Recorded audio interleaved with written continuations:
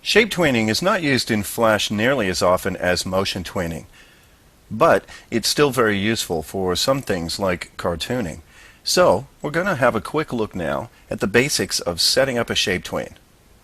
We start with a basic shape. As I mentioned before, we cannot shape tween graphic symbols or movie clips, so we need a basic drawn shape on the stage. Anything will do. I have a box here, and I'm going to take this box and construct a tween so that at the end of the tween, the box has a different shape.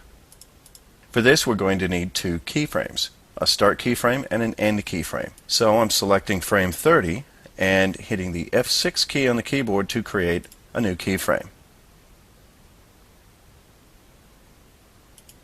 Now, as I also mentioned before, we always apply tweening to the first keyframe, so I'll select the keyframe at frame 1, right-click, and notice that the only option here we have is Create Motion Tween.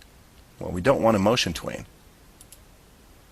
And also, if we choose Insert Timeline, all we have is Create Motion Tween. So, to create a shape tween, we need the Properties Inspector.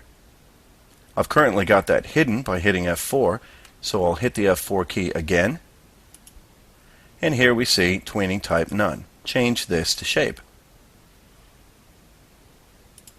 Now we can go to the end of our tween and change the shape of this object.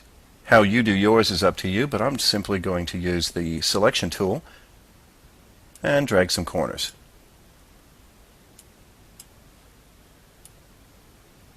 And now our box changes shape. And within reason,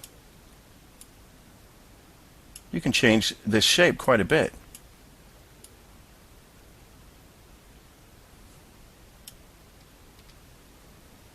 Now I say within reason because shape tweening in Flash can be a bit of a funny animal. When you're trying to shape tween more complicated shapes, Flash can give you some pretty unexpected behavior. And we're going to be covering this a little bit later on when we talk about shape hints. But for now, that's the end of this lesson.